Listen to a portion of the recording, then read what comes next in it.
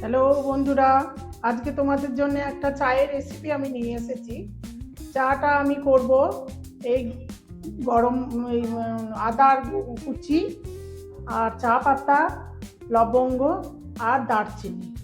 আর এই আদাটা আমি একটু রোদে শুকিয়ে রেখেছি, দিয়ে 1 ঘন্টা আগে আমি 2 কাপ জলে এই ওই সমস্ত ইয়েগুলো দিয়ে আমি একটু ভিজিয়ে রেখে দিয়েছি।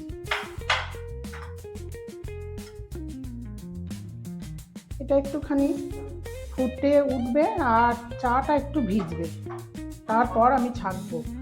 এটা খেলে সর্দি কাশি খুব আরাম দেয়। এটা খেলে তোমরা বানিয়ে খাবে।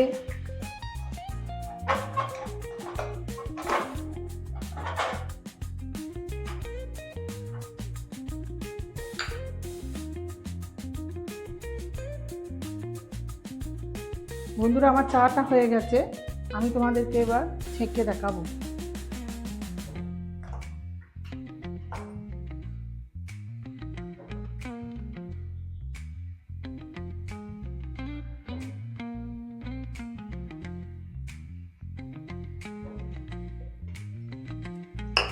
একটু মধু দেবো।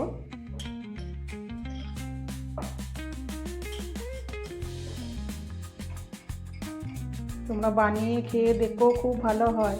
সর্দি কাশির খুব উপকার হয়।